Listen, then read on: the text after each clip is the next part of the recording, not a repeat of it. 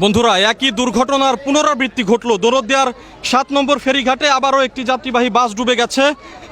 আপনারা জানেন এর আগে একটি বাস ডুবে 26 জনের প্রাণহানির ঘটনা ঘটে। সেই একই ঘটনা আজকে আবার ঠিক কিছুক্ষণ আগে ঘটেছে দৌলতদিয়ার 7 নম্বর ফেরিঘাটে। এখানে এই যে ফেরি, করবি ফেরি, এই ফেরিতে উঠে যায় একটি বাস, এসবি পরিবহনের একটি যাত্রীবাহী বাস। বাসটি কুষ্টিয়া থেকে আসে এবং কুষ্টিয়া থেকে আসার পরে এই বাসটি এই ফেরিতে উঠে যায় এবং ফেরিতে উঠে যাওয়ার পরেই এই যে ফেরির যে ডালা, এই ফেরির ডালা ভেঙে ঠিক এই জায়গা দিয়েই আপনারা দেখতে পাচ্ছেন ক্যামেরার সাহায্যে, ঠিক এই যে এই জায়গা দিয়েই এই যে ডালা ভেঙে এই জায়গা দিয়েই বাসটি নদীতে পড়ে গেছে। আপনারা দেখতে পাচ্ছেন এই যে ডালা, এই ডালাটি ভেঙে নদীতে ঠিক এই জায়গাটিতে এই মুহূর্তে বাস রয়েছে। আপনারা দেখতে পাচ্ছেন এরই মধ্যে উদ্ধারকারী জাহাজ হামজা এখানে চলে এসেছে।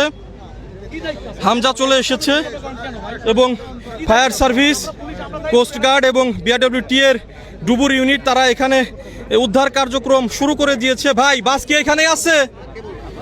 ফায়ার সার্ভিসের যারা ডুবুর ইউনিটের সদস্যরা আছেন তারা বলছেন যে বাসটি এখনো পর্যন্ত এখানেই আছে।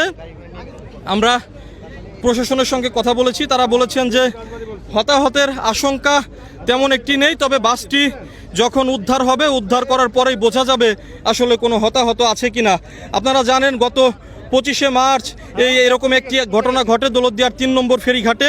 3 নম্বর ফেরিঘাটে একটি বাস ডুবে যায় এবং সেই ঘটনায় 26 জনের প্রাণহানির ঘটনা ঘটেছিল। আজকেই এই দৌলতদিয়ার এই 7 নম্বর ফেরিঘাটে একই দুর্ঘটনার পুনরাবৃত্তি ঘটলো। এই যে ফেরি করবি, এই ফেরি করবি থেকেই যাত্রীবাহী বাসটি নদীতে ডুবে যায় এবং নদীর মধ্যেই এখনো বাসটি আছে। আপনারা দেখতে পাচ্ছেন উৎসুক জনতা এখানে ভিড় করেছেন, প্রশাসনের লোকজনও এখানে আছেন।